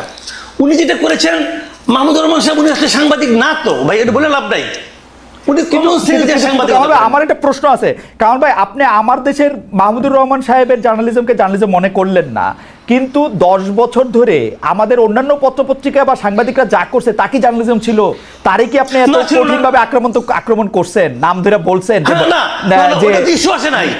আমি একটা কথা বলি আপনাকে, কয়েকদিন আগে জনকণ্ঠ দখল হয়ে গেল, কয়েকদিন আগের কথা, দখল হয়ে গেল, আবার চলে আসলো, ওরা আবার আপোষ করে ফেরাইলো। জনকণ্ঠ যখন দখল হলো, আমি দখল হওয়াটাকে কিন্তু আমি সমালোচনা করেছি। আবার পাশাপাশি আমি এটাও বলেছি যে শামীমা খান কিভাবে জনকণ্ঠের সম্পাদক হয়েছেন এটা আমি বুঝতে পারি না, কারণ আমি জনকণ্ঠের সাংবাদিকতা করেছি টানা 12 বছর। কিন্তু কামাল ভাই, এবং শামীমা এখানে একদিনের জন্য ওখানে আসেন নাই, কিন্তু কামাল ভাই হাজবেন্ড মারা যাওয়ার পরে উনি সম্পাদক হন কিভাবে? কিন্তু কামাল ভাই, আমি বুঝি না, কামাল ভাই এটা বলতে পারবো না। কামাল ভাই, আতিকুল্লাহ খান মাসুদ কিভাবে সম্পাদক হয়েছে, জনকণ্ঠের সম্পাদক, সেই প্রশ্ন তো আপনি তুলেন নাই। মাহমুদুর রহমান সাহেবের যে যোগ্যতা আছে, ওটা আমি তুলছি, ওটা আমি তুলেছি, আমি বলি আপনাকে, ওটাও আমি তুলেছি, কেন তুলবো না? ওইটা আমি বলি, ওটা আমার একটা লেখা আছে ভাই, আমি রিপোর্টার্স ভয়েস যেটা আছে, সেই ডিআরইউ ম্যাগাজিন বের হয়, ওখানে আমি স্পষ্ট করে লিখেছি যে উনি কিভাবে সম্পাদক হলেন, মালিক হিসেবে সম্পাদক হলেন, সবাই তারা মানিয়ে নিছে, তখন আমি জুনিয়র রিপোর্টার, আমি মেনে নিছি, বলেছি আমি ওখানে, এটা কেন বলবো না? ভাই বাংলাদেশে তো সবাই, বাংলাদেশে তো সবাই মালিক সম্পাদক। আনার হোসেন মঞ্জু কিভাবে সম্পাদক হলেন ইত্তেফাকের? আচ্ছা, এখানে একটা কথা আছে, কথাটা হলো কেন বলি আপনাকে, শাহাবুদ্দিন সাহেবের আইনটা করার আগ পর্যন্ত তো সম্পাদক হইতে কোনো বাধা ছিল না। ওটা তারা আইনগতভাবে পারতো। পরবর্তীতে আইনটা অন্যরকম কঠিন হয়েছে। সেই কঠিনে এখন কি হয়, এখন সাংবাদিক হতে হলে ওনারা একটা বাইপাস করে একটা মানে সার্টিফিকেট ম্যানেজ করে কোনো একটা আন্ডারগ্রাউন্ড পত্রিকা থেকে, যে এই পত্রিকা উনি এত বছর ধরে সাংবাদিকতা করতেছেন, অতএব উনি সম্পাদক হতে পারবেন, এটা ম্যানেজ করে নেয় তারা সবাই। এবং আমার ধারণা তারা এইভাবেই সম্পাদক হয়েছেন। এটাগুলো তবে আমি যেটা বলছিলাম যে তখন ওই মূল পয়েন্ট আসে, তাহলে আবার পরে আবার জবাব দেওয়ার সময় পাবো না, পরে প্রশ্ন উঠবেও না। এটা হলো গিয়ে আমার দেশের ওই হেডলাইন, ওই নিউজটা আমি পড়েছি ভাই, ওইটাতে যেটা ছিল দ্যাট ওয়াজ নট জার্নালিজম, কথা পরিষ্কার। ওই উনি যে প্রিডিক্ট করেছেন, উনি যেভাবে লিখেছেন, ওইটা ছিল অ্যাক্টিভিজম। এবং ওই activism maybe right, maybe not right, সেটা অন্য হিসাব, ওই আলোচনা আমি যাচ্ছি না। কিন্তু ওটা জার্নালিজম না, আমি সেটাই বলেছি যে এটা যদি সাংবাদিকতা হয় তাহলে ভাই আমার অবজারভেশন এটা, আমি কিন্তু আমার ওখান থেকে। কামাল ভাই, সাংবাদিকতা তো পৃথিবীতে বহু রকম, আপনি একরকম সাংবাদিক, আমি আপনি দুজন ক্লাসেই পড়ছি যেটা বহু রকম সাংবাদিকতা। বহু রকম আছে। আপনি এটা সাংবাদিকতা না, এটা কেমনে বলবেন মাসুদ ভাই? না না না, আমি এখনো যেটা, অনেক সাংবাদিকতার ধরন আছে, অনেক সাংবাদিকতার স্কুল আছে, এক এক স্কুলিং এক এক রকম, কোনো সমস্যা নাই। আমি তো আমার স্কুলিংটা নিয়ে বলবো, আমি যেভাবে শিখেছি, আমি যেভাবে ভেবেছি, আমার ভাবনার সঙ্গে যায় না, অতএব আমি বলছি না। কিন্তু কামাল ভাই, আপনি যদি এই আপনার লিটমাস পেপারে ঘষেন, তাহলে আমেরিকার অর্ধেক টেলিভিশন বাদ পড়ে যাবে, অর্ধেক নিউজ পেপার বাদ পড়ে যাবে, লন্ডনের অর্ধেক নিউজ পেপার বাদ পড়ে যাবে, ভারতে তো টিকবেই অল্প কয়টা। আমি এমনকি আমি ভারতের সবচেয়ে জনপ্রিয় পত্রিকা যেটা বাংলায়, আনন্দবাজার, ওটাকে আমি সাংবাদিকতা মনে করি না। কারণ আমি মনে করার অধিকার, আমার নিজস্ব মতামত আমি কি আমার ফেসবুকে দিতে পারবো না? ওকে, আপনি কি আরেকটু বলবেন? আবার একটু হাদির কাছে যাইতাম। হাদির, আপনি কি আরেকটু বলবেন, বা নাকি আপনি এখন একটু জনাব হাদির কাছে যাই? জনাব হাদি, আপনি তো বলবেনই, কিন্তু আমি আপনার কথা একটু উদ্ধৃত করি। আমি আপনাকে অনেক লক্ষ্য করি, আপনার বক্তব্যের মধ্যে অনেক ডিরেক্টনেস থাকে। আমি আপনাকে একটু কোট করি হাদি। আপনি বলছেন যে যাদের অ্যান্ড্রয়েড ফোন কেনা সামর্থ্য ছিল না, তাদের হাতে এখন আইফোন।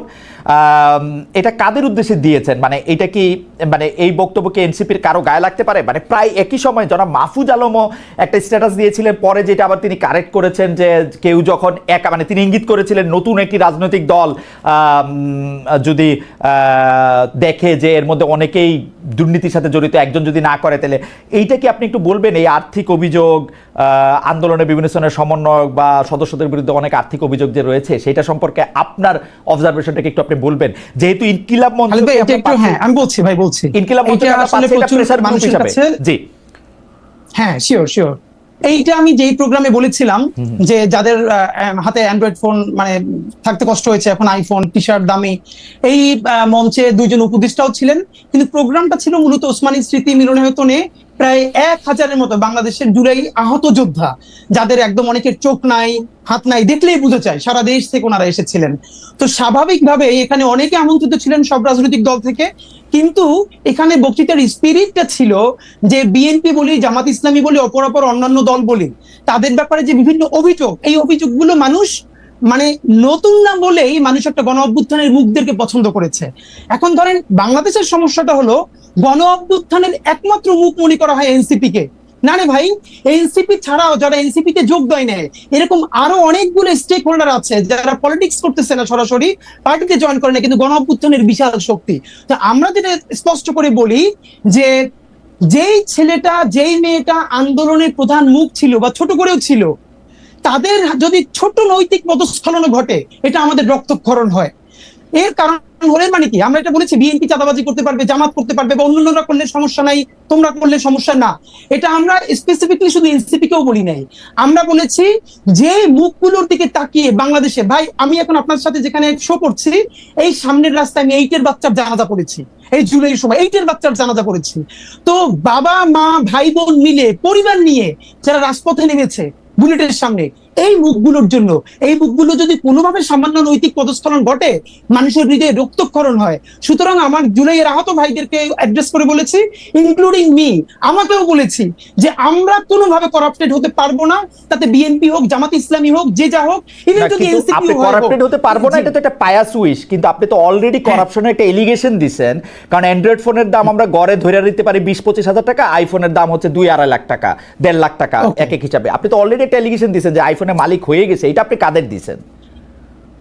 আচ্ছা, এইটা হলো আমি স্পষ্ট, প্রথমত হলো মিডিয়ার ক্ষেত্রে হলো খালেদ ভাইয়ের কাজ হইলো তিনি এইটার ভিন্ন ইনভেস্টিগেশন করবেন, কিন্তু আমি আমাদের কিছু ছোট ভাইদেরকে দেখি যে যারা নতুন বাইক চালায়, টি শার্টটা দামি, অথবা হাতে একটা, তো আমাকে অনেকে ফোন করে বলছে ভাই আইফোন কিনলেই তো সবাই নতুন কিনে না, পুরনো কেনা যায়, 30-40 হাজার টাকা পুরনো কেনা যায়। ভালো, আমি জানলাম, কিন্তু ফ্যাক্ট হলো মিডিয়ার কাজ হলো এইটা যে যারা কেউ গণ অভ্যুত্থানের স্পিরিটকে বিক্রি করে দিয়ে যদি কেউ এই আর্থিকভাবে লাভবান হয় তাদের বিরুদ্ধে মিডিয়া ধরবে, বাংলাদেশের মানুষের জনগণ ধরবে, আমরা যেরকম ধরতেছি এই স্পিরিটটাই তো আমরা চাই। কিন্তু ভাই আমি আপনার একটু রেসপন্স করতে চাই, ভাই যেখানে কয়েকটা কথা বললেন এইটা আমি পরে ভুলে যাব। এক নম্বরে হলো ভাই যেটা বললেন যে মাহমুদুর রহমান সাংবাদিক না, আমি খালেদ ভাইয়ের কাছে বিনীতভাবে জানতে চাই, মাসুদ কামাল ভাইয়ের কাছে জানতে চাই, বাংলাদেশের যে সাংবাদিকতার নীতি নৈতিকতা আছে বা নীতিমালা নিশ্চয়ই আছে, পিআইবি আছে, প্রেস ক্লাব আছে, আর অন্যান্য যে মিডিয়া আছে, মানে প্রতিষ্ঠান আছে, এইখানে এক্স্যাক্টলি এই সাংবাদিক হয়ে ওঠার যে নিয়ম, এইখানে কি কি নীতিমালা আছে যে এই যে নীতিমালা মাহমুদুর রহমান ভায়োলেট করে আমার দেশের সম্পাদক হয়েছেন। নাম্বার 2, মাহমুদুর রহমান আমার দেশের সম্পাদক হওয়ার বহুদিন আগে থেকে বিবিসি বাংলার সাবেক বড় সাংবাদিক এবং বাংলাদেশের প্রথিতযশা সাংবাদিক আতাউস সামাদের মতো মানুষ, যিনি আমার দেশের দীর্ঘদিন উপদেষ্টা সম্পাদক ছিলেন, তার পাশে বসে বসে কাজ শিখেছেন। নাম্বার 3, আমার দেশ তিনি কোনোদিন দখল করেন নাই, তাকে সবাই মিলে আমার দেশ দিয়েছে যে প্লিজ আপনি চালান, পত্রিকাটা বন্ধ হয়ে গেছে। নাম্বার 4, খালেদ ভাই আপনাকে একটা বলা দরকার, মাসুদ ভাই যেটা বলেছেন যে এই কথাটা মিলে গেছে আওয়ামী লীগের অ্যাপিলেট ডিভিশনের বিচারপতিদের মতো। কিরকম? শফিক রেহমান বর্তমান যে অ্যাপিলেট ডিভিশন আগে ছিল তাদের বিরুদ্ধে একদম স্পষ্ট একটা অভিযোগে কলাম লিখেছিলেন, আমার দেশ চেপেছিল। শফিক রেহমান এবং মাহমুদুর রহমানকে হাইকোর্ট নিয়ে ঘন্টার পর ঘন্টা দাঁড়িয়ে রেখেছে, বলেছে ট্রুথ ইজ নো ডিফেন্স। সেইটার পরে আমার দেশকে সম্পাদককে বলতেছে বাই চান্স এডিটর। এর মানে অ্যাপিলেট ডিভিশনের যে আওয়ামী লেসপেন্সাররা ছিল তারা মাহমুদুর রহমানকে আচ্ছা আপনি স্পেসিফিক আমরা আসলে অনেকগুলি বিষয় নিয়ে আলোচনা করবো, আপনি এই বিষয়টা নিয়ে স্পেসিফিক কথা বলেছেন, মাসুদ কামাল ভাই এটা একটু বলুক, এটা একটু বলি। আর আপনি যে এটা কথা বলতেছেন যে ট্রুথ ইজ একটা কথা আমি কিন্তু ভাইকে শাহবাগে বলতে চাই, প্লিজ একটা কথা। একটা সেটা হচ্ছে, আরেকটা ব্যাপার হলো, হ্যাঁ ভাইয়ের যে এথিক্স, মাসুদ কামাল ভাইয়ের মনে হইলো যে ওইটা অ্যাক্টিভিজম হয়েছে, সাংবাদিকতা হয় নাই। তো আমার পরবর্তীতে কথা হলো, এরপর যে শাহবাগে রাষ্ট্রদ্রোহিত হইলো, দিনের পরে দিন তারা পতাকা উড়াইতেছে, সরকারি অফিস বন্ধ রাখতেছে, নিকৃষ্টতম মব করতেছে। ঠিক মাসুদ কামাল ভাইয়ের টাইমলাইনে পুরো শাহবাগের মব সন্ত্রাসের সময় কয়দিন তিনি সেইটার সমালোচনা করছেন, মাত্র 50 জন লোক ছিল, আমি সামনে সাক্ষী, সেইটার 500 লোক কইরা পত্রিকা দেখাইছে। তো সেইটা কি সমালোচনা করছে? কামাল ভাই এটা আপনি একটু যদি অ্যাড্রেস করেন, একটু সংক্ষেপে যদি আপনি অ্যাড্রেস করেন। দুইটা প্রশ্ন, এক হচ্ছে মাহমুদুর রহমান সাহেব কোন নীতিমালা ভঙ্গ করেছেন সেটা একটা সম্পাদক হতে গিয়ে যে আপনি সাংবাদিক মনে করছেন, আর দুই হচ্ছে যে আপনি শাহবাগ যেটা মব সন্ত্রাস বলছেন সেইটার ক্ষেত্রে আপনি কি বলেছেন?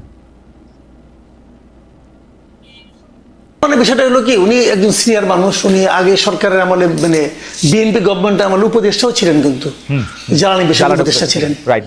হ্যাঁ, আমি তখন আমার দেশে ছিলাম, আমি তো আমার দেশে চাকরি করছি ভাই। আমার দেশের শুরুটা তো হয়েছে আমাদের হাত দিয়ে, যারা আমার দেশ শুরু করেছে তাদের মধ্যে আমি একজন।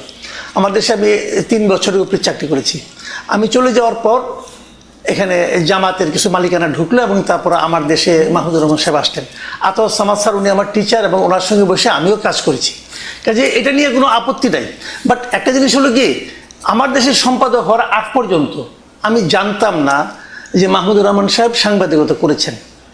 আমি জানতাম উনি সরকারের উপদেষ্টা ছিলেন, আমি জানতাম উনি মুন্নু সিরামিক্সের সঙ্গে চাকরি করতেন, আমি জানতাম এগুলো। শাহিনপুকুর সিরামিক্সের সিইও ছিলেন উনি। সরি, মুন্নু সিরামিক্স না, শাহিনপুকুর ছিলেন, মুন্নুরও ছিলেন। উনি মুন্নু সিরামিক্সের তো মালিকের মেয়ের জামাই। মুন্নু থেকে উনি শাহিনপুকুরে আসছেন, শাহিনপুকুর সিরামিক্সটা ওনার হাত দিয়ে করা। সালমান রহমানের প্রতিষ্ঠান। জি, সালমান রহমান। হ্যাঁ, উনি সালমান রহমানের প্রতিষ্ঠানে ছিলেন, চাকরি করতেন। তো তারপরে সরকারের উপদেষ্টা হয়েছিলেন। তো এর মধ্যে উনি সাংবাদিকতা কবে করেছিলেন আমি জানি না ভাই, হাদি জানতে পারে। আর আতাউস সামাদ যার পাশে বসে করেছে, আতাউস সামাদের পাশে বসে আমরা কাজ করেছি, আতাউস সামাদের আমি ক্লাসও করেছি ভাই, বিভিন্ন রকম, যাক সেটা অন্য হিসাব। তো হতে পারে, তারপরেও হতে পারে, মালিক হইলে অনেকে হয়ে যায়, তো সেটা হতে পারে, মানতে পারে, অনেকে মানতেও পারে। বাট আমার কাছে ওনাকে আমি এইভাবেই মূল্যায়ন করি। রাইট, আমি মনে করি উনি পেশাদার সাংবাদিক ছিলেন না আগে কোনোদিন, পেশাদার সাংবাদিক নয়, একবারে সম্পাদক হয়েছেন। বাট এটা আমার পছন্দ না, আমি কি করবো ভাই? আচ্ছা, এটা গেল একটা। আপনি অন্য অন্যায়ের বিরুদ্ধে প্রতিবাদ করেছেন কিনা? শাহবাগে একটা রাষ্ট্রদ্রোহিতা হয়েছে, সেটার বিরুদ্ধে প্রতিবাদ করেছেন কিনা? আপনি ফেসবুকে স্ট্যাটাস দিয়েছেন। মানে রাষ্ট্রদ্রোহিতাটা কখন? মানে ওই সময় যেটা হয়েছিল ওইটা, যখন হচ্ছে আইন চেঞ্জ করে আবার একটা ফাঁসির আচ্ছা আমি এটা বলি, ওই সময় আমি একটা কথা একবার একটা আর্টিকেল লিখেছিলাম এক জায়গায়, সেই আর্টিকেলটা কি আমি একটু আপনাদের বলি। আমি বললাম যে শাহবাগে যে এই যে এত লোক ওখানে আন্দোলন করতেছে, আন্দোলনটা কেন? আন্দোলনটা হলো কাদের মোল্লার বিরুদ্ধে একটা রায় যেটা হয়েছে, সেই রায়ের আপত্তি। রায়টা কে দিয়েছে? একজন বিচারক দিয়েছে। তাহলে ভুলটা করলে কে করছে? কাদের মোল্লা করছে না ওই বিচারক করছে? বিচারক করছে, অবশ্যই ওই বিচারক করছে। ওই বিচারকটা কে? কেউ নাম জানে? আমি এই প্রশ্নটা করেছিলাম, এই যে এখানে এত লোক আছে, তারা তো ওই বিচারকের বিরুদ্ধে স্লোগান দিচ্ছে না। ভাই শুনেন, আমি কোনো পলিটিক্স করি না, এক নাম্বার। আমি কোনো দল করি না, কোনো দলের প্রতি আমার কোনো অনুরাগ কিংবা বিরাগ নাই। আমি সাংবাদিকের দৃষ্টি থেকে দেখি, আমার কাছে মনে হয়েছিল ওই যে লোকগুলি জমায়েত, ওই যে মানে হাজার হাজার লোক জমায়েত হয়েছিল দীর্ঘদিন, ওই লোকগুলো একটা ঘোরের মধ্যে ছিল। ওকে, তাদেরকে ঘোরের মধ্যে রাখা হয়েছিল। এই কারণে যে যদি আপনারা আন্দোলন করতেন, আন্দোলন তো স্লোগানটা ওঠা কথা ছিল বিচারকের বিরুদ্ধে, সেই রায়টা কেন দিল? আমার মনে হয় ওটা থেকে দেয় নাই। আমার মনে হয় যে কামাল ভাইয়ের পয়েন্ট তুলে ধরেছেন। আমরা একটু জনাব হাদির কাছে আসি। জনাব হাদি, আমরা একটু দর্শকদের কাছে প্রশ্ন করেছিলাম যে রাজনৈতিক দলগুলো জাতীয় ঐক্য ধরে রাখতে না পারলে আরেকটি ১-১১ আসবে, বলেছিলেন এনসিপির আহ্বায়ক নাহিদ ইসলাম। আগে আমি একটু জনাব হাদি আপনার কাছে একটু আসতে চাই যে গত এক বছরে মিছিলে মিটিংয়ে সভায় গালিগালাজের ব্যবহার দেখা যাচ্ছে, ব্যবহারের রাজনীতি দেখা যাচ্ছে। এই গালিগালাজকে খুব স্বাভাবিক করা হচ্ছে, এক ধরনের মবকে চালানো, করা। এবং যখন এটি নিয়ে প্রশ্ন করা হচ্ছে, অনেকেই বলছেন যে মব তো আরও অনেক আগে থেকে হচ্ছে, এটা তো নতুন না। কিন্তু নতুন না হোক, আমরা নতুন বন্দোবস্তের কথা শুনেছি, সেই জায়গা থেকে যদি আপনি একটু বলেন। আরেকটা কথা, এই প্রশ্নগুলি আপনি যদি একটু ছোট ছোট করে একটু যদি বলেন যে জুলাই যোদ্ধাদের ব্যাপারে আপনি কিন্তু খুবই সরব, আপনি আবারও বলতেছিলেন, কিন্তু জুলাই যোদ্ধাদের যারা আহত রয়েছেন, নিহত রয়েছেন, তাদের প্রতি যে সঠিক সম্মান বা সম্মানীর ব্যবহারটা সরকার করতে পারলো না, এর জন্য আপনি আসলে কারে দায়ী করেন? এইটার জন্য তো আসলে কোনো ভিতরে ষড়যন্ত্র, ডিজিএফআই এর কোনো কিছুই দরকার নাই। ডক্টর ইউনূস এবং তার উপদেষ্টা পরিষদের সিদ্ধান্তই যথেষ্ট ছিল, এবং এগুলি ইজি, মানে আমাদের চোখের সামনে হয়েছে, রেকর্ডেড আছে, এগুলি ইজি ছিল। এর জন্য আপনি কাকে দায়ী করেন? আর এই যে গালিগালাজ, মব, এই বিভিন্ন জায়গায় আইন নিজের হাতে তুলে নেওয়া, এই জায়গাগুলিকে আপনি আসলে কিভাবে দেখেন, জনাব হাদি? ওকে ভাই, ব্যাপার হলো যেটা ওই 1 মিনিটে বলে রাখা, ভাই যেটা বললেন ওই মাহমুদ ভাইয়ের আর প্রশ্ন নাই, সামনে বলি। পৃথিবীতে এরকম 1 ঘন্টা আলাপ করা যাবে যে অসংখ্য বড় বড় মিডিয়া হাউস আছে যার প্রধান সম্পাদক অন্য প্রফেশনে ছিলেন, তারপরে সেখানে এসে নিজেকে প্রতিষ্ঠিত করেছেন নিজের যোগ্যতায়। এটা হলো একটা ব্যাপার। নাম্বার 2, দ্বিতীয় প্রশ্নটা আমি ভাই আপনাকে যেটা কাইন্ডলি একটু বলি যে আপনি যেটা বলছিলেন যে গত যে অ্যাক্টিভিজমের জায়গা থেকে এই যে জুলাই যোদ্ধা বলি, জুলাইয়ের শহীদ বলি, আহত বলি, তাদের ব্যাপারে সরকারের দেখেন কমপক্ষে 1000-এর বেশি অন স্ক্রিন বলেছি, আমাদের কাছেও রেকর্ড আছে।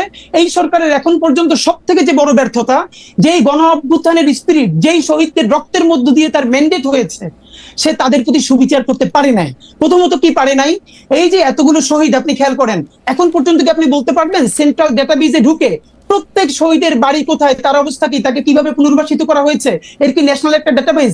1000 বার বলেছি, বিদেশি প্রবাসী অনেক ভাইয়েরা তাদেরকে সাহায্য করতে চায়, ঠিক কিভাবে করবে? সরকারের একটা জাতীয় ডেটাবেজ থাকবে, অমুক শহীদ এই প্রয়োজন পরিবারের সদস্য মারা গেছে এবং তার পরিবারের এই অবস্থা তাকে পুনর্বাসন করতে পারে না। হাদি জাস্ট ছোট করে বলি, এই ব্যর্থতার কথা আপনি অনেকবার বলেছেন, আপনার মুখে আমি অনেকবার শুনেছি। আপনি যদি কারণটা বলতেন যে সরকার এটা করবে না কেন, সরকার তো ওইটাই সরকারের এক্স্যাক্টলি দুইটা কারণ। কি কারণ ভাই দুইটা, কি কারণে? হ্যাঁ, নাম্বার 1, এই উপদেষ্টাদের মধ্যে একমাত্র 2-3 জন ছাড়া আর কোন উপদেষ্টা নাই যারা হাসিনার ফ্যাসিবাদী আমলে ভীষণভাবে নির্যাতিত হয়েছে। এই উপদেষ্টাদের মধ্যে এমন কোন উপদেষ্টা নাই যে এই জুলাইয়ে তার সন্তান হারাইছে বা নিজের চোখ হারাইছে।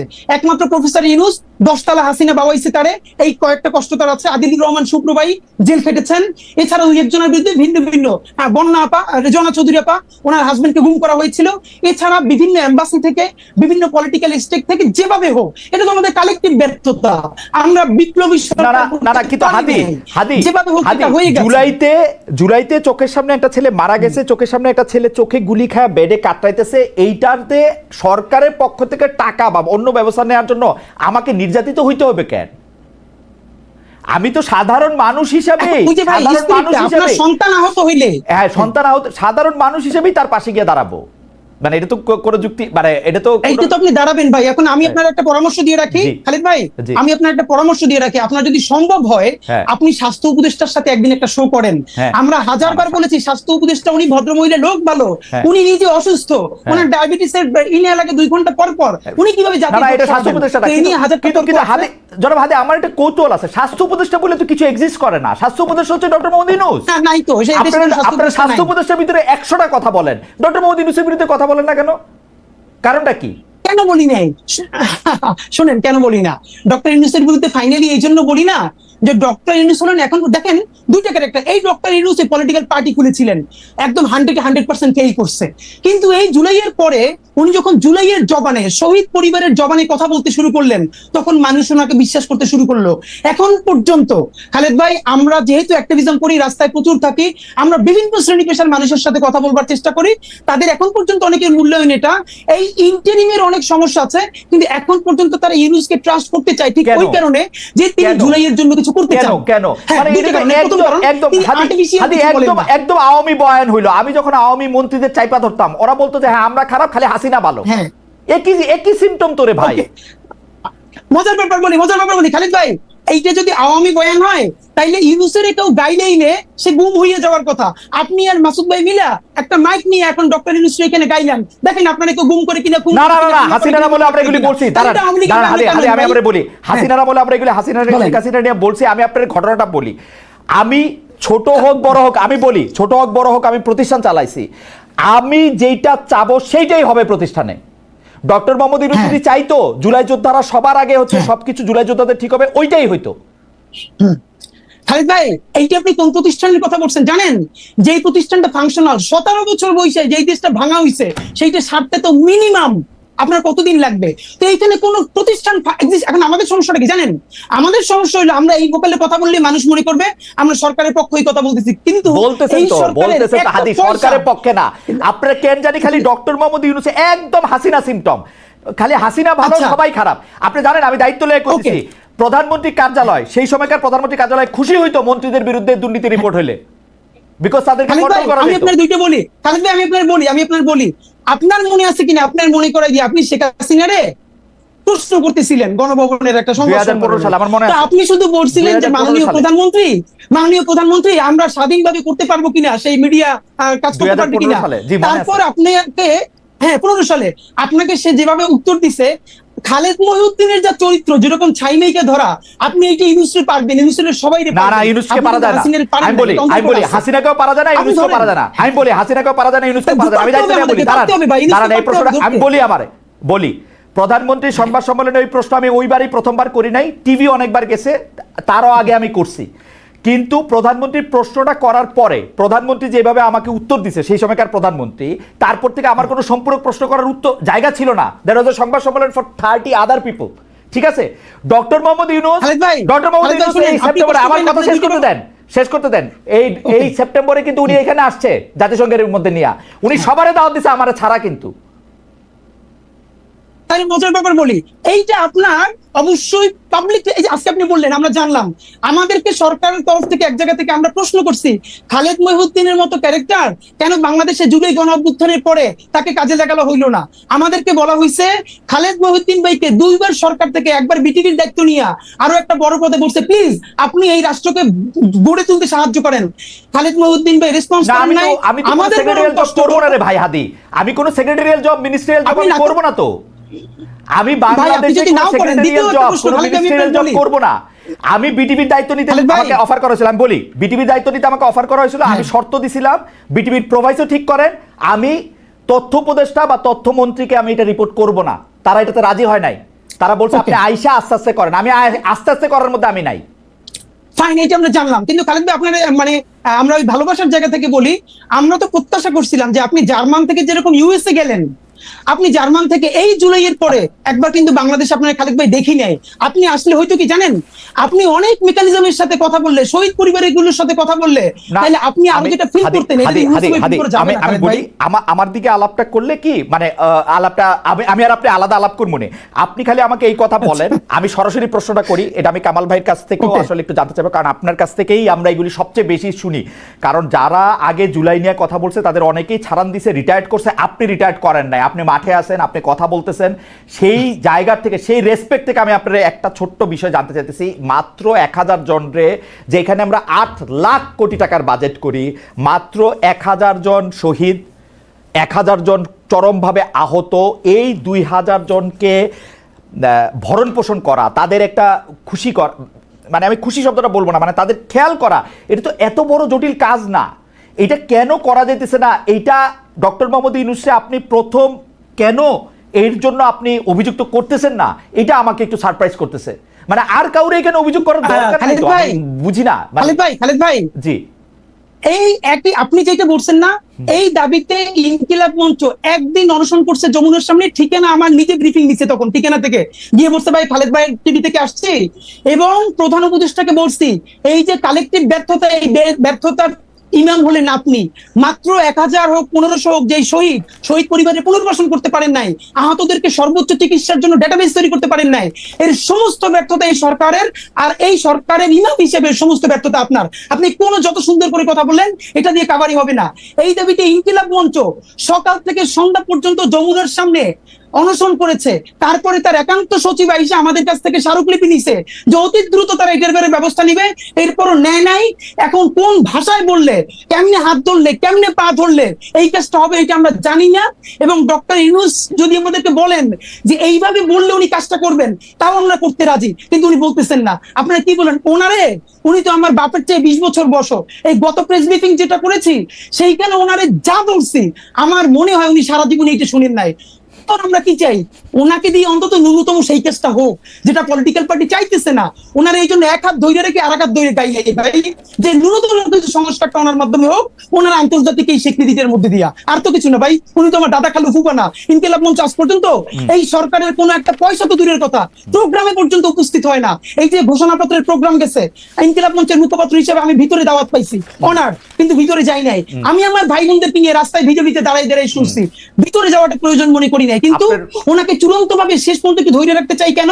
এই জুলাইয়ের মধ্য দিয়ে কিছু সংস্কার হোক। কিন্তু আমার এই বিষয় কোনোদিন যাবে না। মানে এটা তো আপনাদের প্রাথমিক দাবি ছিল, প্রথম থেকে দাবি ছিল, এইটাও উনি কেন করতে পারলেন না? এটা কি ওনার অনভিজ্ঞতা না? এটা ওনার কি, আমি এটা ঠিক আসলে বুঝি না। আমি কামাল ভাইয়ের কাছ থেকে একটু জানতে চাই যে কামাল ভাই, আপনার কাছে কি মনে হয় যেগুলি জিনিস আসলে ওনার সবার আগে করার কথা, এগুলি তিনি কেন করেন নাই? কেন এই বিষয়গুলিকে জিয়ে রাখছেন? উনি 10টা কমিটি করতে পারছেন, কি করছেন না করছেন, এগুলি কেন করেন না? আর নির্বাচনটা নিয়ে আমি একটু প্রশ্নের মধ্যে আসতে চাই। অনেকগুলি বিষয় মানে কি বলবো, যে নির্বাচন নিয়ে এনসিপি সরাসরি বলতেছেন, এনসিপি নাসিরউদ্দিন পাটোয়ারি এটা বলছেন যে ফেব্রুয়ারি নির্বাচন ঠেকিয়ে দেওয়া হবে, নাহিদ ইসলাম 1-11 ভয় দেখেছেন। আপনি কি দেখছেন? এই প্রশ্নটা আমি জনাব হাদির কাছেও করতে চাই, একজন দর্শকের কাছে, দর্শকের মতামত আমি একটু পড়তে চাই। আমি সাধারণত যেই দর্শকরা যে মতামতগুলি আমার পছন্দ হয় সেগুলো আমি পড়ি। ওনার নাম আরিফুল ইসলাম অফিসিয়াল। উনি বলছেন, খালেদ সাহেব, আপনার সাংবাদিকতার সাহসের উৎস কে ছিল তা জুলকারনাইন সায়ের তা পূর্বের এপিসোডে বলে দিয়েছিলেন। মানে উনি বোধহয় সালমান এফ রহমানের কথা বলতেছেন, সেটা নিয়ে আমি জুলকারনাইন সায়ের সাথেও কথা বলছি। হাওয়েভার আমি একটু দর্শকদের একটু বলে দিতে চাই, সালমান এফ রহমান যখন প্রথমবারের মতো এমপি হয়েছেন, এরপর থেকে আমি ইন্ডিপেন্ডেন্ট টেলিভিশনে কাজ করি নাই, ফর ইউর ইনফো। যাই হোক, হাওয়েভার আমি একটু কামাল ভাইয়ের কাছে যেতে চাই। কামাল ভাই, এইটারে আপনি আসলে কীভাবে দেখেন? নির্বাচন কেমনে ঠেকানো, নির্বাচন আসলে হবে কিনা? আর আমি একটু কামাল ভাই একটু এটাও দেখেন, আমার কিন্তু এখন ডক্টর ইউনূসকে মানে উনার এই 1 বছর যদি আমি বিশ্লেষণ করি, 8 মাস আমার কাছে মনে হয়েছে যে উনি একদিকে অ্যালাইন হয়েছিলেন, এই 4 মাস আমার মনে হচ্ছে যে উনি পুরোপুরি বিএনপির পকেটে ঢুকে গেছে। এইটাও আপনি একটু দেখেন, এটা আমার মনে হয়। আমি আমার মতো করে আমি একটু ছোট করেই বলি, আমরা সময় খুব কম। জি, আপনার সময় একটু বাড়াই দিব, শুধু আপনি বলেন। জি কামাল ভাই। আচ্ছা, এই যে ডক্টর ইউনূসের যে কথাগুলো হাদিও বললেন, যে এই যে তালিকা করা, মৃতদের তালিকা করা, যারা শহীদ হয়েছে তাদের তালিকা করা, আহতদের তালিকা করা, তাদের দায়িত্ব নয়, এই বিষয়গুলো করা যে কোনো সরকারের পক্ষে 2 মাসের কাজ ভাই। জাস্ট 2 মাসের কাজ। কারণ সরকারের তো হাত সব জায়গায় আছে, সরকারের সংস্থা একদম গ্রাম পর্যায়ে পর্যন্ত আমাদের দেশে আছে। এটা সংগ্রহ করা, চেক করা, রিচেক করা, এটা কোনো ব্যাপার না। তাহলে তো ওনারা করলেন না কেন? করলেন না দুটো কারণে আমি বলি আপনাকে। প্রথম কারণ হলো, আমি শুরু থেকেই বলছি, এটা একটা নন সিরিয়াস টাইপের গভর্নমেন্ট। একটা সরকারের যে দায়িত্বটা থাকে, যখন একটা পলিটিক্যাল গভর্নমেন্ট থাকে না, তাদের জনগণের কাছে অনেকগুলো কমিটমেন্ট থাকে। এদের কোনো কমিটমেন্ট নাই, এটা 1 নম্বর। যদি কোনো বিপ্লবী সরকার হয়, তারও একটা কিন্তু কমিটমেন্ট থাকে, এটা তার বিবেকের কাছে একটা কমিটমেন্ট থাকে যে আমাকে এই লোকগুলো নিজের জীবন দেয়া আমাকে এখানে বসাইছে, অতএব এই কাজগুলো আমার করার দায়িত্ব। এই ধরনের কোনো কমিটমেন্ট এদের নাই। আমি হাদিকে বলি, যেমন হাদির কথা বলি, হাদি তো রাজপথের অকুতোভয় সৈনিক ছিলেন। তখন হাদি, মনে করেন হাদি তখন আন্দোলন করতেছে, আপনি হাদিকে যায় নিয়ে 3 তারিখে যে বলেন, হাদি আন্দোলন ঠিকঠাক মতো করো, যদি তুমি জিততে পারো তাহলে কিন্তু আমি নূরজাহান বেগমকে স্বাস্থ্য উপদেষ্টা বানাবো। হাদি কি করতো ভাই? হাদি করতো, হাদির রিয়াকশনটা কি হইতো আপনি বলেন? তো এখন এই তো হয়েছে, ও আন্দোলনে বিজয়ী হয়েছে, নূরজাহান বেগমকে উপদেষ্টা বানাইছেন। কে বানাইছে? ডক্টর ইউনূস বানাইছে। কেন বানাইছে? দেশের স্বাস্থ্য ব্যবস্থা উন্নত করার জন্য বানাইছে, নাকি এই ভদ্র মহিলাকে উনি এত বছর ধরে চিনে, ঠিক আছে বয়স্ক হয়ে গেছে, গৃহবধূ ঘরে থাকে, এখন নাতি নাতি নিয়ে থাকে, তার সঙ্গে পরিচয় আছে, আইনে বসাই দিছে? এটা কি একটা সরকার প্রধানের দায়িত্ব? এটা কি একটা সরকার প্রধানের কাজ হতে পারে? পারে না। দেখেন কামাল ভাই, একটা ছোট করে একটু জিনিস জানবো। ডক্টর ইউনূস যেহেতু কাউকেই চিনে না, নানা জায়গা থেকে নানা উপদেষ্টা আছে, উনার তো একটা নিজের লোক দরকার, যে উপদেষ্টা পরিষদে কে কি বলে আমার কাছে এসে একটু বলবা। সকল ধরনের সিইওরা তো এরকম করে একটা লোক লাগায় রাখে ওই বোর্ড মিটিং এ, কে কি বলে ওরকম। সমস্যাটা কোথায় আমি বলি, এটা লাগবে না। উনি কিন্তু চেষ্টা করেন তা না, উনি আসলে বাংলাদেশের মানুষকে চিনে না। This is the tragedy. উনি এই দেশের মানুষকে চেনে না, উনি এই দেশের মানুষের ক্যারেক্টার বুঝে না। এই দেশের মানুষ কত দ্রুত ভালোবাসতে পারে, কত বিপুল পরিমাণ ভালোবাসতে পারে, এবং কত দ্রুত ত্যাগ করতে পারে, এই জিনিসটা ওনার জানা নাই। উনি আপনি হিসাব করে দেখেন না ভাই, পূর্ববর্তী 30 বছর 40 বছর উনি দেশে থাকছে কয়েকদিন, বাইরে থাকছে কয়দিন, দেশের সাংবাদিকদের ইন্টারভিউ দিচ্ছে কয়দিন, বাইরের সাংবাদিকদের ইন্টারভিউ দিচ্ছে কয়দিন, দেখেন না ভাই, দেখলেই তো হয়। যে ওই প্রসঙ্গে আমি যাচ্ছি না, আমি মূল পয়েন্টে আসি। ওনার সমালোচনা করে আমার কোনো লাভ নাই, যা পাইছি তাই তো পাইছি। আমার কথাটা হলো কি, যে আপনার এই যে তালিকাটা দেখেন, এটা ছিল সবচেয়ে ফরজ কাজ। এটা নিয়ে কিন্তু ছাত্ররা বলছে, এদের চিকিৎসা নিয়ে ছাত্ররা বলছে। এবং অগাস্ট মাসে আমার যতদূর মনে পড়ে, অগাস্টের 16 কি 17 তারিখের দিকে আমি একটা টক শোতে ছিলাম, সেখানে হাসনাত আব্দুল্লাহ ছিল। ও স্টেট বলছে এদের চিকিৎসা হচ্ছে না কেন, সে স্বাস্থ্য উপদেষ্টাকে দায়ী করছে। ওরা কিন্তু বলেছে, এই স্টুডেন্টরা সবাই বলতেছে, উনি পাত্তা দিচ্ছে না। স্টুডেন্টদের হয়েছে কি বিপদটা কোথায়? এদের বিপদটা হয়েছে তারা সরাসরি স্টুডেন্ট এই বিষয়ে কিছু বলতে পারতেছে না, কারণ এরা তো ওকে আনছে, বলতে পারছে না। তো কিন্তু কাজটা তো হচ্ছে না। এই যাবৎকালে শহীদদের তালিকা নিয়ে আমি বলি আপনাকে, দেন আমি আগে বলছি আমি কিন্তু কোনো দল করি না, শহীদদের তালিকা নিয়ে সবচেয়ে বড় কাজটা কে করছে জানেন? জামাতে ইসলামী করছে। জামাতে ইসলামীকে তালিকা করছে, এবং সেই তালিকাতে সেই ওরা 10টা খণ্ডের বই করছে, 10 খণ্ডের বই। সেখানে তারা দেখাইছে যে কে মারা গেছে, কবে মারা গেছে, তার আইডি কার্ড সহ, তার ফ্যামিলির বিবরণ সহ, ফ্যামিলিতে কে কে আছে না আছে ডিটেইল আছে। এই কাজটা জামাত করছে, আর কেউ করে নাই। তো জামাত একটা পলিটিক্যাল পার্টি যদি করতে পারে, গভর্নমেন্ট পারলো না কেন? জামাত চেয়েছে তাই করেছে, সরকার চায় নাই তাই করে নাই। ওকে, দিস ইজ দ্য পয়েন্ট, আর কিছু না। আমি তো দায়িত্ব নিয়ে বলছি, এই সরকারের উপদেষ্টা পরিষদে যত লোক আছে, এর মধ্যে শতকরা 80% লোকের এই আন্দোলনের সঙ্গে, এই গণ অভ্যুত্থানের সঙ্গে শারীরিক, মানসিক, আর্থিক, বুদ্ধিভিত্তিক কোন ধরনের সংশ্লিষ্টতা ছিল না। তারা শুধু তাদেরকে ব্যবহারই করছে। এবং আমার কাছে মনে হয় অনেকটা এনজিও সিস্টেমের মতো, এনজিওর কাজ হচ্ছে প্রবলেম জিয়ায় রাখা, তারা এরকম একটা কিছু করতে চাইছে বলেও আমার কাছে মনে হয়েছে এনজিওর মতো। কিন্তু আপনার কাছে আমি একটু দর্শকের একটা মন্তব্য আপনার উদ্দেশ্যে, এটা একটু আমি করে রেখে একটু জনাব হাদির কাছে যাই। জনাব আল মামুন তিনি বলছেন, কামাল সাহেবকে জিজ্ঞেস করেন, তিনি ওই দিন বললেন যে যারা ডিবি অফিসের ভাত খেয়ে আন্দোলন প্রত্যাহার করে তারা এখন বড় নেতা, এটার ব্যাখ্যা দিলে ভালো হয়। আমরা আসছি কামাল ভাই আপনার কাছে।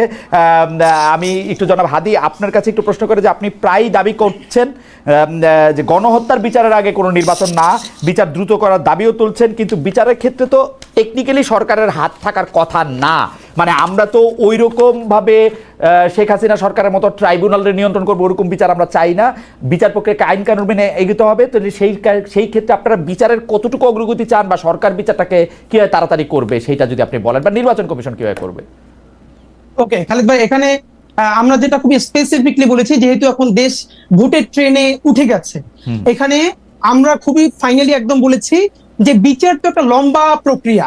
এখন দেখেন বাংলাদেশের বাস্তবতা হলো, দেখেন এই যে আপনি রাজনৈতিক দলগুলোর কথা বললেন, ইভেন এই সরকারের সমালোচনার ক্ষেত্রেও যেটা, বাংলাদেশের রাজনৈতিক দলগুলোর সমস্যা হলো তারা প্রেস ব্রিফিং করে প্রধান উপদেষ্টা অন্যান্যদের সাথে সামনে এসে বলে আমরা তো কোনো নির্বাচনের ভালো রোডম্যাপ পেলাম না, কিন্তু যারা যখন প্রধান উপদেষ্টা বা অন্যান্য উপদেষ্টাদের সাথে বসে, তখন একদল বলে আমার পেট্রো বাংলা লাগবে, আর দল বলে আমার অমুক ইউনিভার্সিটির ভিসি লাগবে, আর দল বলে আমার স্থানীয় সরকারের সচিব লাগবে।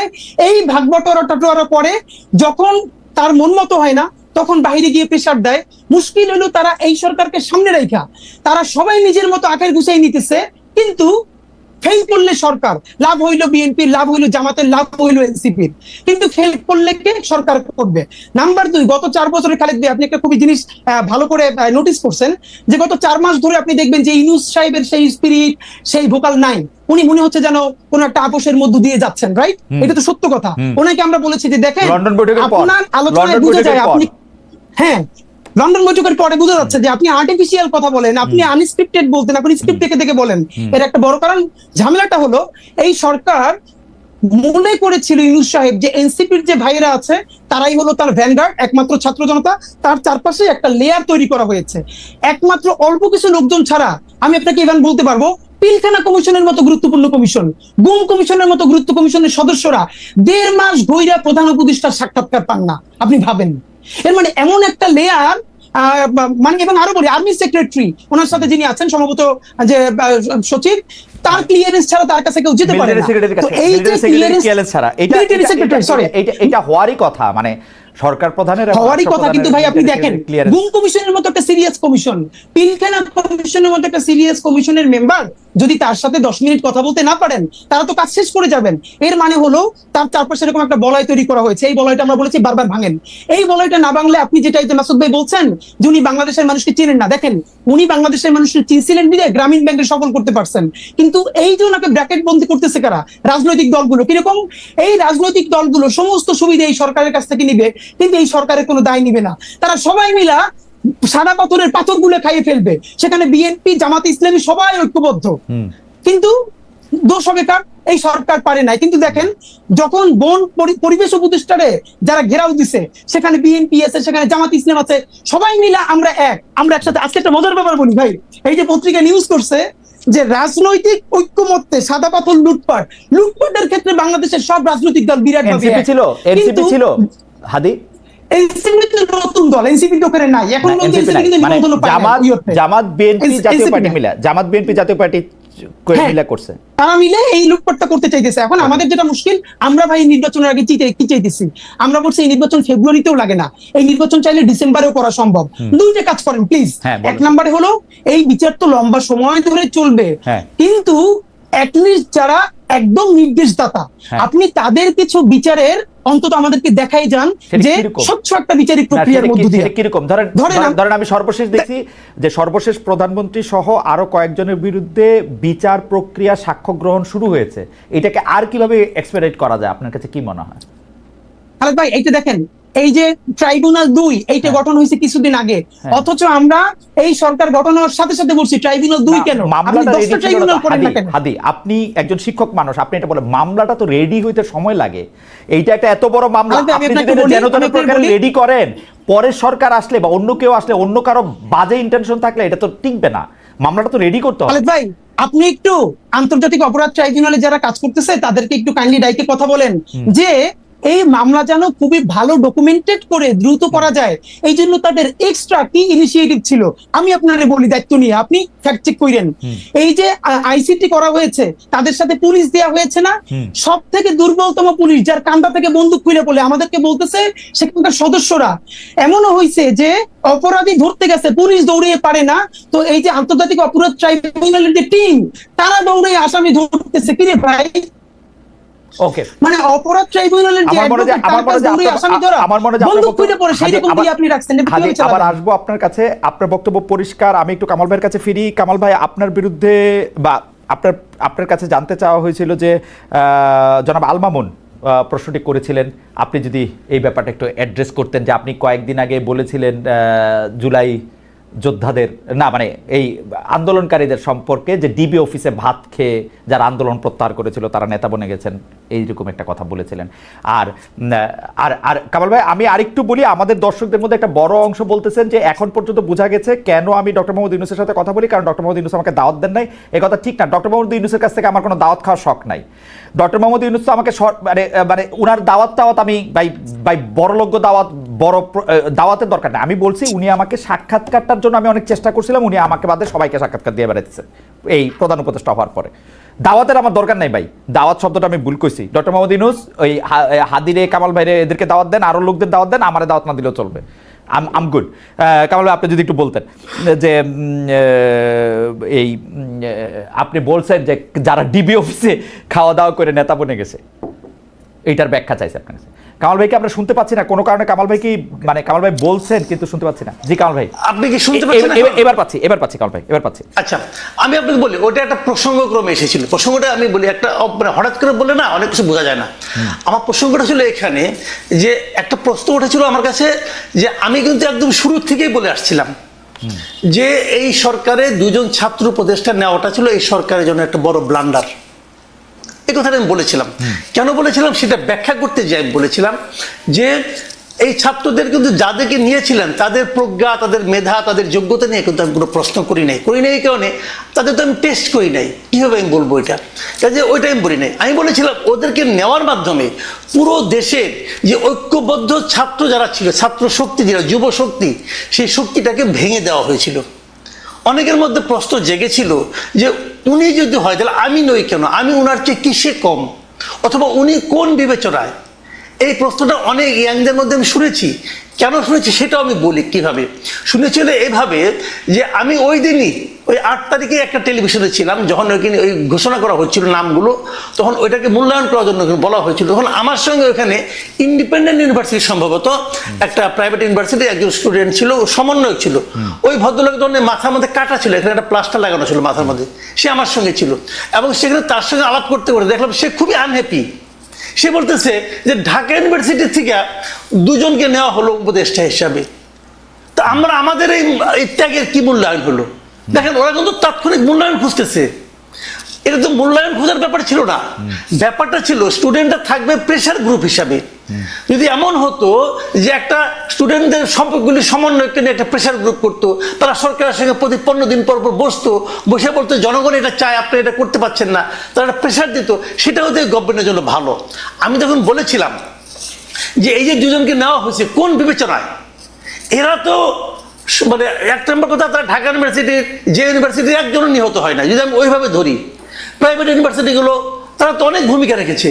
এবং তারও চেয়ে বড় কথা যে আপনার ওরা কিন্তু আপনার ওখানে মুচুলাকে দিয়ে চলে আসছিল ভাতের হোটেল থেকে, যে তারা আন্দোলন প্রত্যাহার করলো। তারপর আন্দোলনটা আবার নতুন করে জায়গায় তুললো কে? এই প্রাইভেট ইউনিভার্সিটিগুলো। তো প্রাইভেট ইউনিভার্সিটি কি মূল্যায়ন আপনারা করেন নাই তো। আমি কিন্তু এইভাবে টু দ্য পয়েন্ট, মানে এদেরকে অবমূল্যায়ন করার জন্য বলছি না। আমি বলছি যে এদেরকে নেওয়াটা পুরো জিনিসটাকে মানুষের মধ্যে, ইয়াংদের মধ্যে যে একটা প্রশ্ন সৃষ্টি করেছিল, সেই কথা বলতে যে এই টাইম বলেছি। এবং আমি ঠিক মনে, অনেকে বলেছে যে প্রেশার দিয়ে করানো হয়েছে। আমি ওকে, এরা কিন্তু বিএনপির অনেক লোককে ভাতের হোটেলে নেওয়া হয়েছে, কেউ তো মুচুলাকে দিয়ে আসে নাই। আপনার মুচুলাকে দিয়ে আন্দোলন প্রত্যাহার করছিলেন কেন? তারপরে যদি প্রাইভেট ইউনিভার্সিটিগুলো আন্দোলনটাকে আরো বেগবান না করতো, কিন্তু কামাল ভাই, আপনার কাছে কি মনে হয় না যে একটা 25 থেকে 30-এর ব্যান্ডের কিছু তরুণদেরকে যদি ওই রকম ভাবে যেভাবে যৌথ রিমান্ড করে, আমরা কিন্তু শুনেছি যে একবার ডিজিএফ এর কাছে, একবার ডিবির কাছে, তারা কোথায় আছে জানা না, তাদেরকে চোখ বাঁধা হয়েছে, এইসব ক্ষেত্রে তো অনেকেই আসলে মুচলেখা দিবে। সেখানে মুচলেখা দেওয়াটাকে আপনি এত বড় করে কেন দেখতেছেন? বা ভাতের হোটেলে ভাত খাওয়া, ডেরোগেটরি রিমার্ক কেন? আমি বললাম তো, এই হারুনের হোটেলে এর আগে অনেক লোক ভাত খেয়েছে।